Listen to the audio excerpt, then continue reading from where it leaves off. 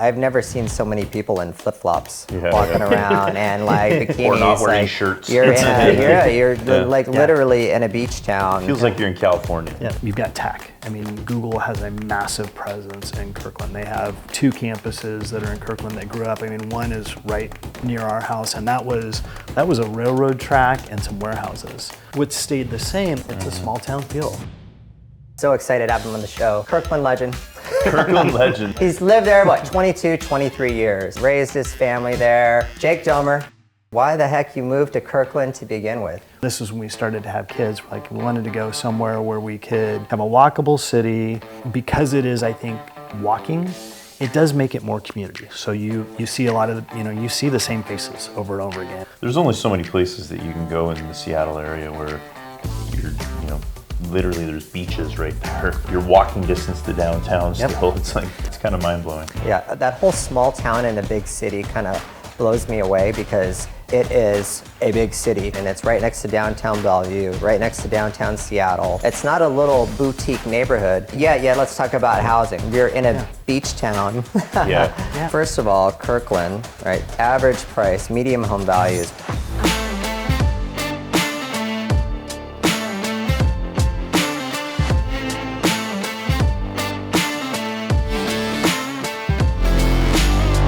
Welcome to another episode of Seattle Living and Wealth Building. Super excited today. This is what we do on this show. We take you deep into Seattle's best neighborhoods and communities, and we're going to dive into the city of Kirkland. Kirkland is one of those cities where it's right next to Seattle, right next to Bellevue, yet it has a completely different vibe. So I've got my co-host, Justin Day. Welcome. And a really good friend of mine, so excited to have him on the show, Jake Domer, Kirkland legend. Kirkland legend. Legend. He's lived there, 22, 23 years, right? And raised his family there. And, with that, I'm just going to let you introduce yourself, tell the audience who you are and why the heck you moved to Kirkland to begin with. Ooh, that's a good broad one. So, I've been Kirkland, not native, but I've been here for as long as I can remember now, at 20 plus years. We actually, kind of funny story, our first house, when my wife and I got married, we had a house on Lake Sammamish, which is a beautiful area as well. And we were eastern facing. So we were on the Bellevue side of Lake Sammamish looking out. And one of our biggest drivers as we started to look at another house, and this is when we started to have kids, we wanted to go somewhere where we could have a walkable city, and Western exposure was really important to us. We loved having the sun, seeing the sun go down. I mean, in Seattle, the longer amount of sunlight you can get around the year is huge. And so that was the biggest driver. So we looked at a lot of places, and that drove us, though, into Kirkland primarily. And we've been here ever since. It's been phenomenal. Yeah, 22 years. So you've seen a lot of changes. So Kirkland is massive, first of all, right? It's adjacent to Bellevue. You live in the area that is the southern part of Kirkland, called Houghton, very close to downtown. And just to level set, there are other neighborhoods in the Kirkland area. You can go up to Juanita. Between Juanita and downtown, you've got west of Market. You've got houses east of Market as well. And then you can go over into Totem Lake, Finn Hill, and Bridle Trail. So it's a pretty big area, right? And you settled in the Houghton area for what reason?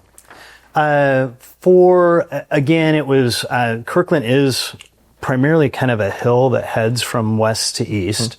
And so we wanted to be on the hillside facing the west. And so Houghton served that. And then again, proximity wise, we can walk downtown in about 10 minutes, which is really nice. And again, Kirkland is this really big area, but it's all pretty tight. I mean, yes, walking can get longer, but that whole proximity you described is 5 minutes driving end to end. It's really not that. It's a big area, but it's very accessible if you're in that blast zone. But yeah, our big driver was the views, water, livability. At the time, we were just starting to have kids, so schools were really important to us. And so the school districts that we were in were important. That's Lake Washington School District. So those were the big drivers, and it was the vibe was what we wanted. I mean, it's a artsy art, food, the bars, like all the things that we wanted, again, at the time 20 years ago, which was kind of a younger scene, was super fun. And actually that evolves too. I mean, it really doesn't matter stage of life, to be honest. Like Kirkland's kind of fun. It fits a lot of different demographics, which is cool. Yeah, cool. It's fun at 30, it's fun at 40, it's fun at 50. 100%. Yeah. It really is. In your area. Yeah, it's a funny town that way, where really you can go and talk to it. I was having a conversation at a restaurant last night, and it was with a couple that were retired, and they were in their, late 60s, 70s. And then there was a couple next to us that had a baby. And it is a pretty broad, from an age group, there's a very broad expanse, but I think the thing that brings them together is it's very social. And so if it's I think it draws people that want that. They want a sense of small town in a big city, and then a social aspect to it. Yeah. That whole small town in a big city kind of blows me away, because it is a big city by many respects, right? And it's right next to downtown Bellevue, right next to downtown Seattle. It's not a little boutique neighborhood, but then there's a lot of people who think, oh, it's just this quiet little area, right? And so maybe it was quiet way back when, but because of that like lake town vibe, it feels like you're a world away. Yeah. Like you are probably 10 minutes from downtown Bellevue, right? Yeah. If you work, right? Yeah. With high rises and towers and big city vibe, and you're 15 minutes away from downtown Seattle, the hub, right, of the area that has evolved and grown over time, incredibly busy. Yeah. And yet you're in Kirkland and it feels peaceful.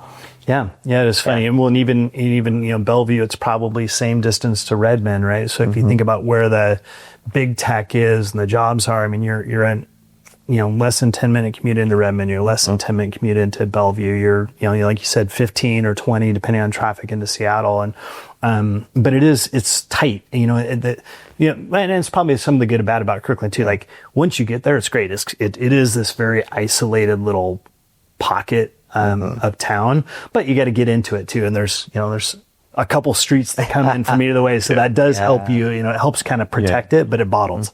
Geographically, I mean, east to west, it is quite narrow. You only go so far on the east side of 405, whereas north to south, I mean, it goes all the way up to the edge of Kenmore, all the way down to, effectively 520. Yeah. So it really is a huge geographical area, north and south. Yeah, it's a big strip. You're right. Correct. Yeah. So when you were there, right, I mean, how does it change so much? What would you describe the changes that you've seen over the years? Obviously, you're single back then, or not single, but married, right? But no kids yet. Yep. And so you would bounce down to the bars. And then as your kids got older, I remember going to backyard bouncy castle parties. Yep.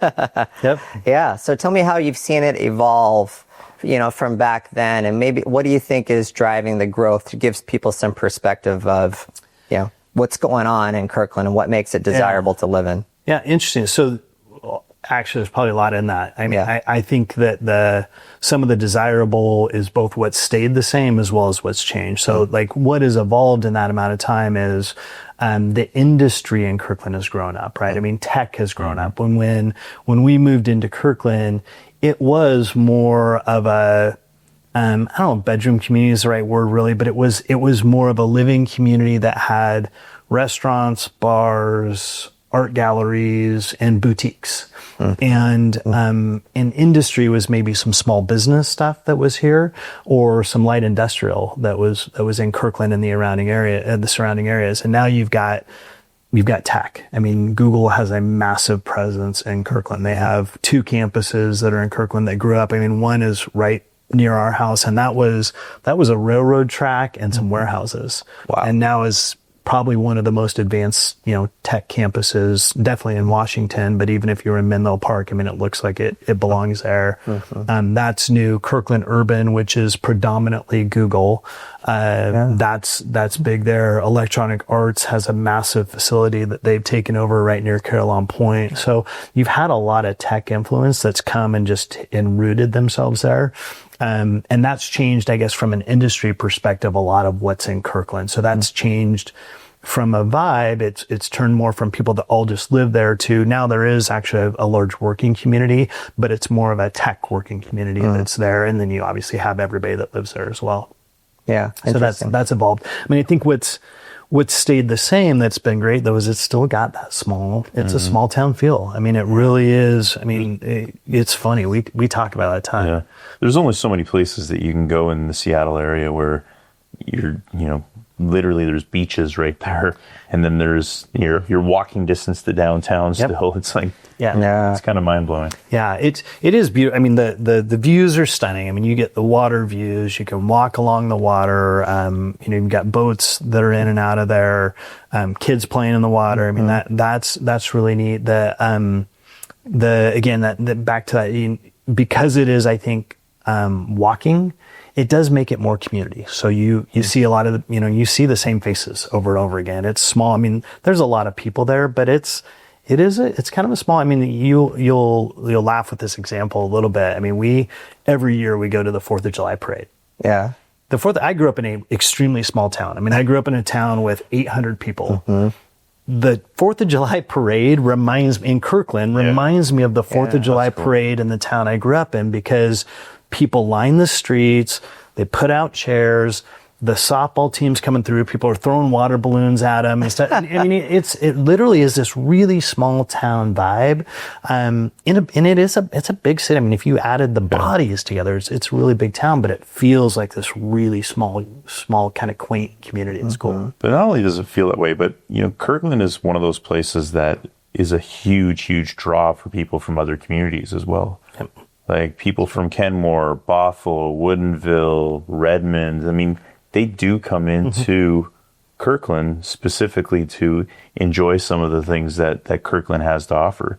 And even when that happens and Kirkland gets really busy, it never really kind of loses that feel to it. It doesn't, cool. because the people that live in Kirkland are there for that. Yeah. So they love it. So people that live there come out, and then the more people that come in, it's just fun. It just gets bigger. So there are festivals numerous times throughout the year. I mean, there's the summer festival, there's wine festivals, there's concerts in the park. There's a good farmers market that's every Wednesday that they have. So all of these, they bring people in that don't necessarily live here that come in, but the people from Kirkland like that, so it's not, all these people came to our town. It's like, oh, cool. Like, now we're just having a party with the neighbors now. So it's pretty Maybe that's one of the smarter things that Kirkland has done, right? If we compare it to the development of other areas, right? The downtown Kirkland could have easily accommodate, right? 10-story buildings, 15-story buildings. There's no high rises. Is that correct? There are some. I mean, there actually are some mid-rises. now. Yeah, they're mid-rises. Probably, Okay. Mid-rises is probably a good Low example. rise, mid-rise. Yeah. All right. But they protected the waterfront. So access to the water, there's a lot of community space, parks. I mean, Kirkland, if you think about it as an activity type of community, so whether it's water or parks or hiking trails, biking, pickleball, like it's an outdoorsy type of community. And so they really lean into that. So they've created a lot of space where it's a walking town. They'll close down some of the streets in Midtown. They've got the parks. And so that they kind of protect that space. And same thing, they don't build a bunch of high rises to where you can't access all of the, I guess what's really the natural beauty that's in Kirkland. Yeah. It's pretty cool. When I drive down from Seattle, I drive down the waterfront street, which is that Lake Washington Boulevard. Yeah, Lake Washington Boulevard. And I've never seen so many people in flip-flops walking around and like bikinis. Or not wearing shirts. You're literally in a beach town. Feels like you're in California. Yeah. But let's talk about housing. You're in a beach town. Yeah. Well, I guess it kind of makes sense. If you go to Manhattan Beach, the beach town is very expensive. So the real estate along your beach town vibe, right? Describe the area that you live in. What's it like? From a real estate perspective, it's, I would say, well, you guys can talk to kind of the pricing of real estate and the inventory side of it, but ours moves from a lot of single family residential. As you get closer to the water, there tends to be more townhomes and things where they've done a good job of, utilizing the view and making it accessible to the water. A lot of condos, too. A lot of condos that are down there. So you do have a lot of mixed different types of mixed housing that you get from the single family to the multifamily. Obviously the water is a mix too. You've got true, multi-million dollar homes that are on the water. And then you've got a lot of apartments, condos, and things that are stacked up along the water as well. So it's a lot of mix that's in there. But it is kind of a beach town. You're right. Yeah. That's a funny, especially where you are though, right? Oh, for sure. Like, south of downtown Kirkland. Yeah, that's what we're talking about. Vibe, right? Yep. Like the entire south side of it. Yeah. You get north of downtown Kirkland, you get west of Market. I mean, that's very, very, high-end homes, extremely expensive. Yep. It's all larger single-family homes along the waterfront. You get up further north into Juanita and getting up, on the kind of the northeast or northwest side of Kirkland. It's all beautiful single-family houses. Yep. And it gets almost forested too, right? Very much so. Hills. I mean, you have that both ways. When you get to the north, you get into kind of the parks and things, and then if you go towards Bridle Trails, so kind of from Kirkland back in towards Redmond, you get into these almost estates. That's exactly what they are. There's massive estates that are back this way, and that's 5 miles, 3 miles. I mean, it's just not a very big area to have that kind of diverse stuff. I mean, it just shows how diverse that community is. As Kirkland, you could almost break it up into 4 or 5 different sub-communities. It's very similar to Seattle in that sense, where you go, within, let's say, northeast Seattle. Let's say you have 8 different neighborhoods. Let's just hypothetically say, and they're all so different. And so it's very similar. I get the fact that there's obviously names for these neighborhoods, but it's not necessarily quite as well known. Yeah. So we got a diverse group of viewers. So for our viewers, right, if you're in your 30s, what would you do in Kirkland? Why would you move there? Yeah, well, that's like young 30s, right? Upper 20s. Like, so we're talking about like a day in the life to paint the picture. And so that that's when we moved there, right? And the big draw for us in our late 20s, 30s. So we didn't have kids yet. We were about to have kids. So in that mix was, it's active. Very, very active. There's always something to do outside. There's a young community that's in town. So there's a lot of people your age, which is great. And again, it's there's a lot of affluence that is there. I mean, it's if you're going to own a home there, the pricing puts it in a certain space, but the appeal for us, again, it was people our age, lots of restaurants, lots of, nightlife is different. It's not Seattle. There's not a club in Kirkland, but there are nice there used to be a club, Sharky's, there way used back to be a in the club day. way back in the day. Even when we moved here, I think that was the last one. That's pretty funny though. Yeah, but it's more casual. Wine bars. And not even casual is the name of the word. Where some of them are very high end, but it's relaxed, right? It's you can get some amazing martini places. You get some really cool beer places. There's great breweries, local breweries in town, co-ops in town. So you get a great mix of the things, at least that I was looking for in my late 20s and early 30s, where I could. And then as we started to have kids, it was a draw too. There's a lot of young families in town, and the schools are great. All the way from the kindergartens and some of the preschools and things that are in the area, all the way into the school system. In that small town feel, again, that example, the example of that small town 4th of July parade.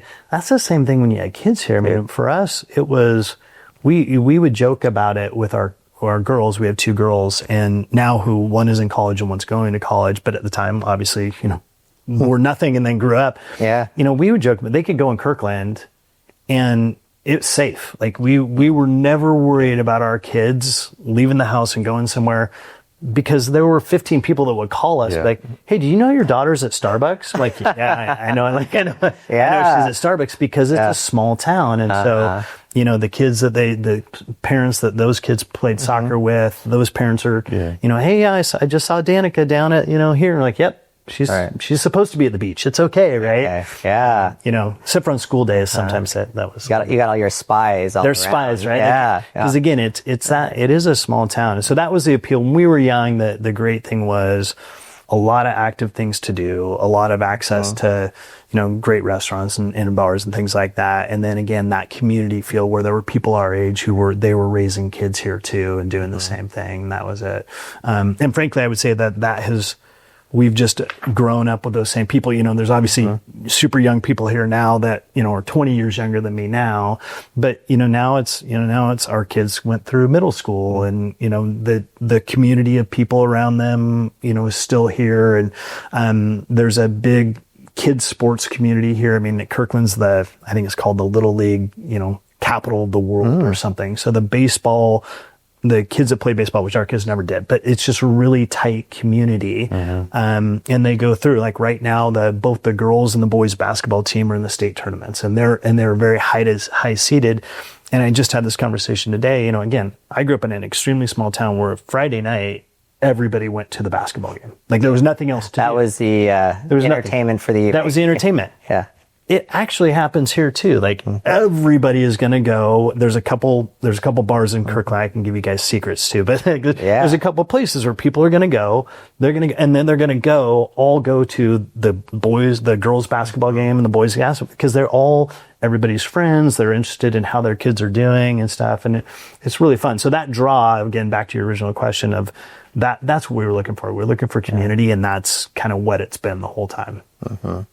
Yeah, makes sense.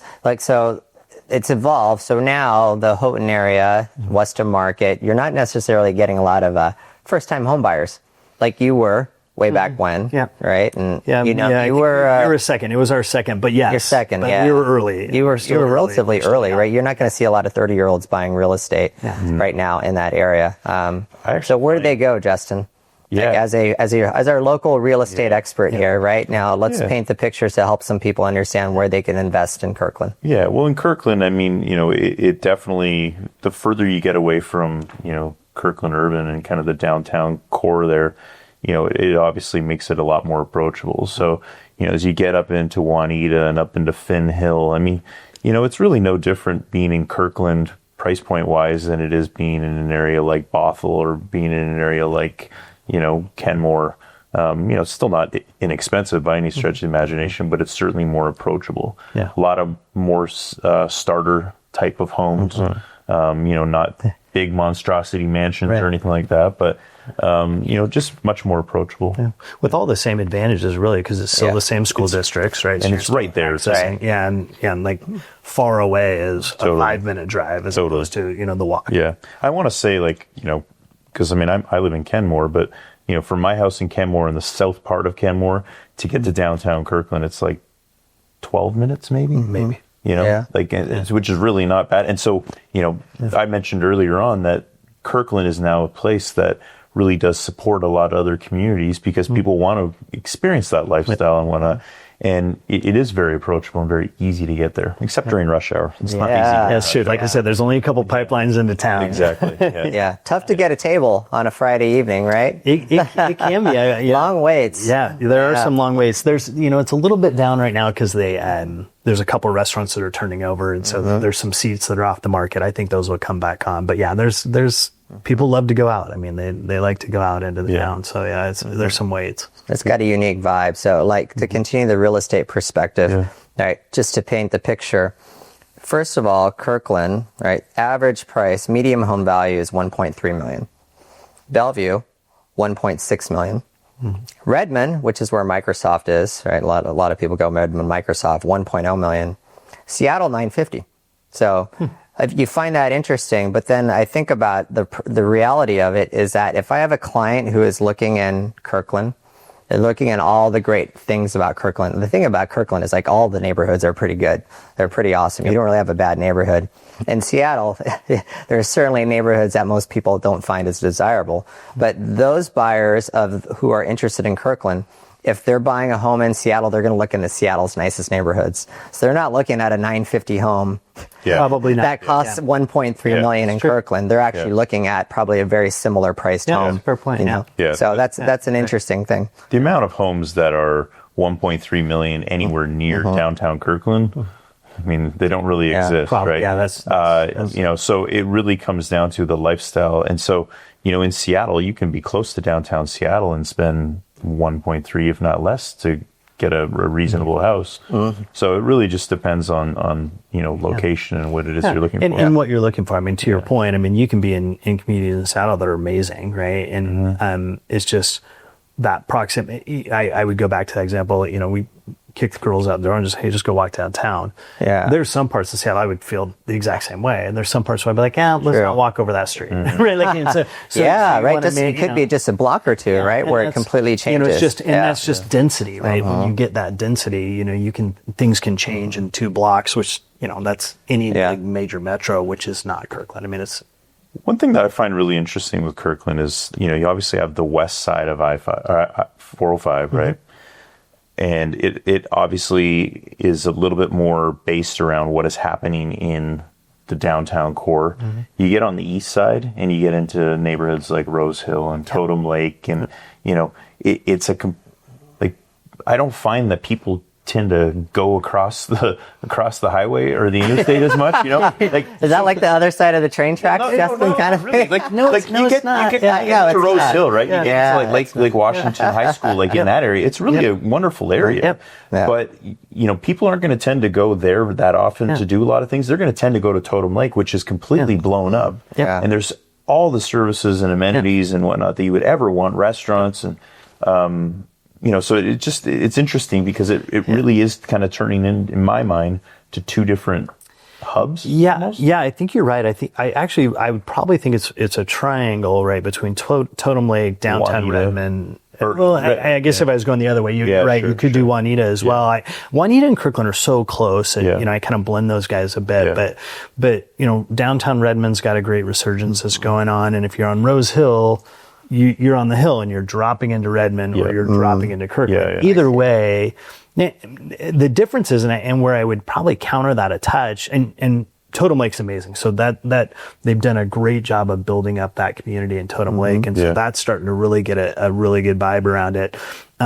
What has changed over the past 5 years is e-bikes. Ironically, really. We have more people that we had so many friends that lived in Rose Hill and stuff that you kind of see at sporting events, like the kids' soccer games or this and that and the other. You just never saw them in downtown Kirkland. They're like, we stay up on the hill. Because it was just it was just that much further to get, it was this 1 mile further to go. Now e-bikes, they're in town all the time. So now it has changed the dynamic. And frankly, it's easy for them, and there's bike lanes for everybody. There's bike lanes, and same thing for us. We never went to Woodinville, right? And Woodinville is, for people that don't know, that's just a little bit north up I-5. Well, now there's a cross Kirkland corridor that goes, through town, and we'll hop on an e-bike and we can be in Woodinville on our e-bikes in 15 minutes. And that's faster almost than getting on 405, getting off, and you're biking so you can go and have wine and do whatever you want. And so actually, it's funny, how much more accessible the surrounding areas have been. And so we actually get a lot more people that come into downtown Kirkland, and that combats some of the, again, the choke points of having to drive into town. So the surrounding areas, I think with e-bikes have made a lot of the surrounding areas kind of more interconnected, which is pretty cool. For sure. See, that's some insider stuff right there. I would not have any idea about the power of people biking through the different communities because of that Kirkland corridor. Is that right? It's called? Yeah, Kirkland corridor, and that goes from that's awesome. We will go into downtown Bellevue now, and this is a corridor that's it's a walking, biking, running path that goes. It used to be an old railroad, but now it's this really nice paved or a gravel path. And we'll go into Bellevue now to places that we wouldn't have gone to really before. And we'll go to Woodinville. It goes into Bellevue? Yeah. It goes both ways. So it goes all the way down into Bellevue. So we'll go into Bellevue Brewery, which is a great place in there. We'll go north up into the Woodinville distilleries and the wineries up there. And that's all bike path. 100%. You don't have to get off the bike path. Right next to Woodinville Whiskey. Is that right? That little path right there. And that's cool. Winery and all those things. So that path. Novelty Hill. Yep. Novelty. It's not Stumble Town. It's e-bikey town. E-bikey town. You have to wear helmets. It depends on what you're doing. You have to be really careful. But and it's great. And so that whole thing, that goes all the way into Bellevue now too, which goes right into the Spring District in Bellevue. Yeah. Yeah, it's great. If you didn't settle in Kirkland, are there any other areas that again, somebody trying to compare where they can land, maybe within Kirkland, it would be a different area, or maybe other comparable cities, as people are trying to understand, what's possible. Yeah. And again, I would just look through our lens, which is going to be limited and different than other people. Yeah. I mean, we were looking at water views, western exposure, and accessibility. And so we looked at places like Alki in Seattle because we wanted water views, western exposure, walking town. We looked at places like Magnolia, water views, western exposure, walking town. A bit of Crown Point, or whatever, the North Seattle. Crown Hill Hill area. We North looked Beach. a little bit there, yep. We looked a little bit at Somerset, which is South Bellevue, the Newcastle area that looked out. So again, that's kind of a Newport Hill. Good. yeah, kind of a slanted view that it was like, hey, what can we get that gets the sunset so long? Because if you live in the Northwest, I mean, for us, we're like, we want sun for the longest period of time. So Western exposure was really important to us. And so those were some of the places. The other one that I think has to be on the list is Edmonds as well. Oh, 100%. Because Edmonds has a very similar vibe to Kirkland in many respects. You nailed it. I've told my wife before, I'm like, hey, I would retire at Edmonds. Because it's to me is a lot of the exact same as Kirkland. It's just, you have to be able to make that work with your work. Right? Yeah. So if you've got a commute or something. Totally. Yeah. But Maynard, you asked the question earlier on, like, if you're a 30-something, how would you live your life in Kirkland? And it's funny, though, because I find in Kirkland, it's a lot of people who are like yourself, who've been there established for a long time, or it's people that are moving there that are not tech driven at all. And they're retired people who want to live in those condos. They want to have beautiful views. They want to have close proximity to different cool restaurants and bars and whatnot. And that's what Edmonds provides as well in the bowl. True. So it really is a very similar lifestyle in many respects. Yeah, it is. It's just, again, I think it's probably proximity for, I guess, half of the time that we've lived here. I worked from a in working downtown perspective, Seattle. commute perspective, right? Commute. 100%. So Kirkland, for me, for the first half, I was in downtown Seattle, and so it's like that's a very doable commute. Edmonds would have been much harder. But yeah, it just depends on where you work too. I mean, Edmonds is cool. It's definitely there's only two cities that actually have a true kind of beachfront, lakefront, where you can be like right on the water and enjoying all the restaurants and amenities. Everything else, you're blocked by something, right? Alki is one of them as well too. But otherwise, everything else it's down the water, down the way, or you got to go around the corner past the industry. I think the one big difference as well is like you don't see, like, Kirkland has way more diversity and options when it comes to types of housing. In Edmonds is a wonderful community, but you're not going to see as many really high-end, beautiful homes as well. You get into West of Market. I mean, those houses are some of the most expensive properties in the entire, Puget Sound. Right. Whereas you don't have that quite, the same way as in Edmonds. Yeah, you're right. You have a pretty broad span. Correct. Well, that's why we did a podcast on Edmonds, as Edmonds totally. One of the best little known secrets of Seattle. So that was super cool. What would you say are kind of like your insider knowledge, insider gems for, I don't know, maybe it's a bar, maybe it's a restaurant, maybe it's a park? For Kirkland, funny. So the insiders that I would, if I lumped them into categories for like coffee shops, and I don't know if this is insider, but one of the best would be Zilka. So downtown, it's on a corner. It's a great and I'm not a coffee guy, so I should say I have no idea if the coffee's good or not. It's black coffee. It tastes great. But it's a cool spot to work, to hang out with people. I think that's a great spot. Best, in my opinion, funnest little martini spot is Bambino, because it's down, it's right on the water, so you can sit outside or inside. You can look out to the water. They have a jalapeno martini that is phenomenal, really, really good. That's my vibe, right? I know, right? I'm like, jalapeno. They have little fire pits outside. So cool, Wagner. See, that's something I've never heard of. And is it in the marina area? It's right in the marina. Yeah, awesome. Yeah, Bambino, that one's phenomenal. Another little kind of secret, and it's not a secret spot, but the beach house is right on the water. Yeah.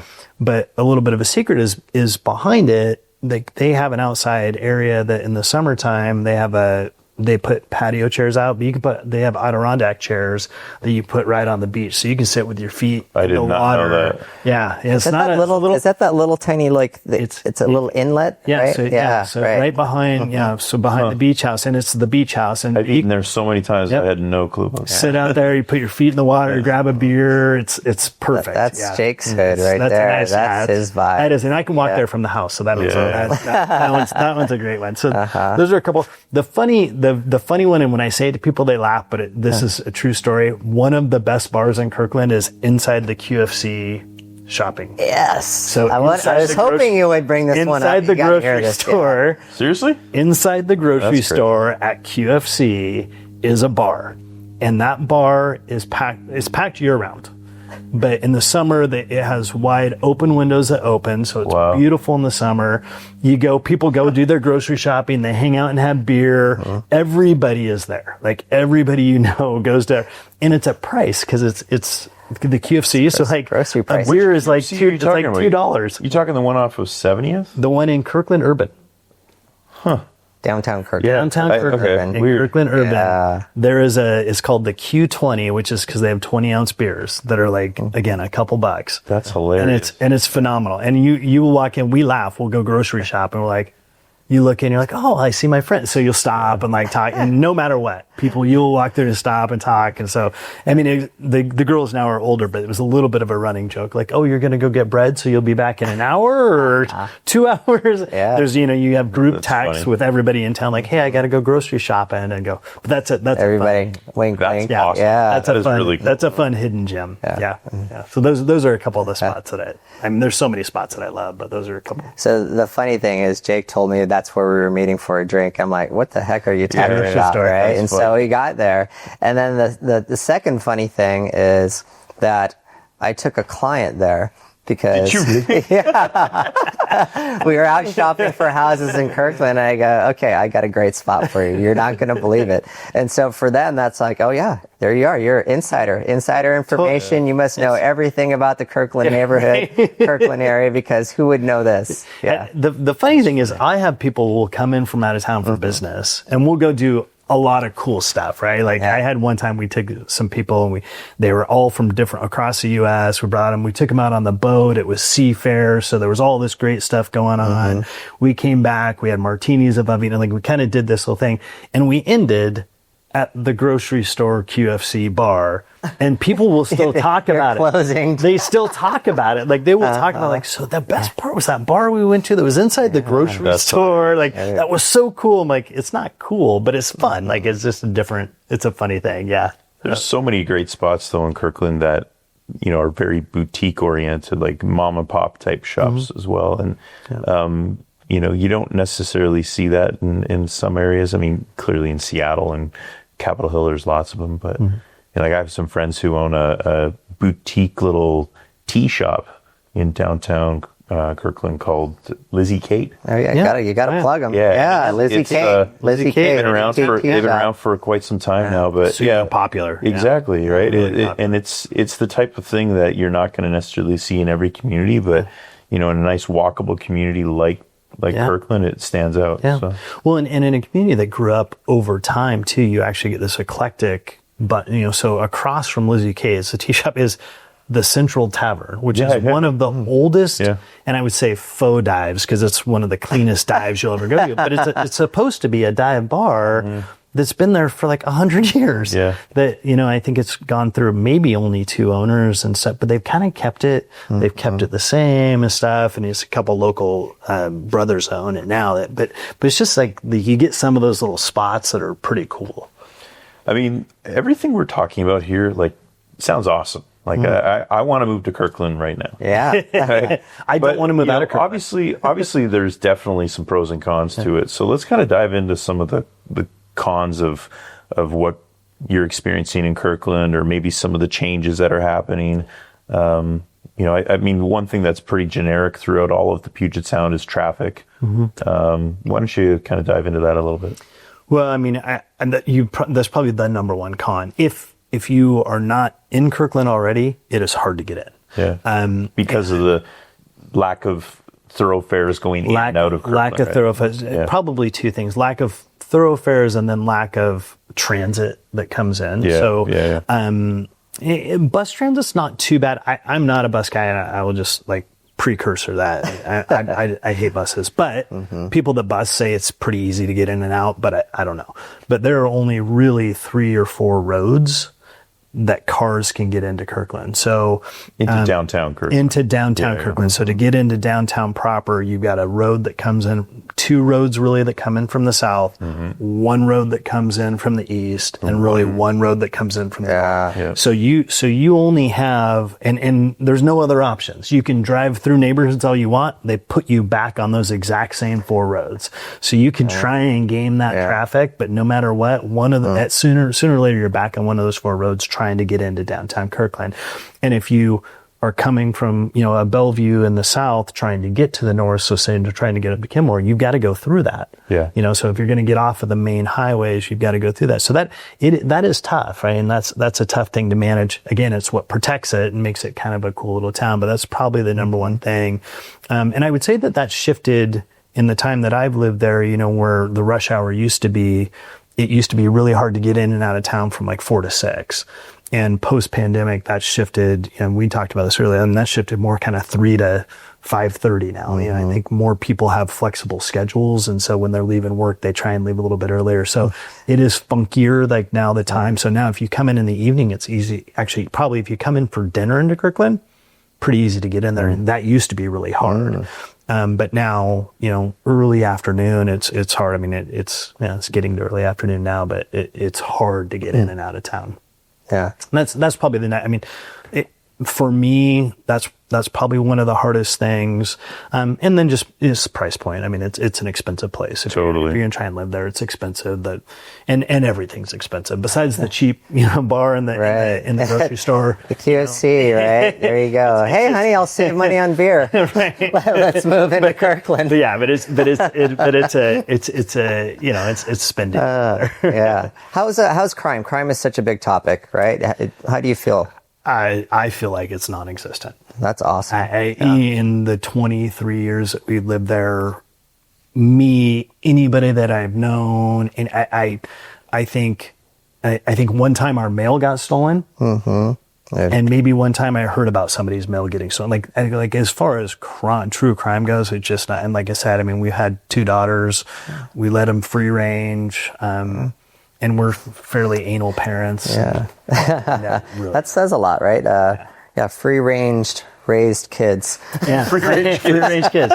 You just do. Yeah. Very organic. Free-range kids. Organic, free-range kids. Yeah. And to say you still feel that way is a really cool thing. With the car, I mean, I don't know. We still, again, we're kind of anal and protect, so we lock cars and do all that stuff, but I don't hear about cars getting broken into. I don't hear about, you just don't, you don't hear a lot about any kind of substantive crime in Kirkland. Yeah.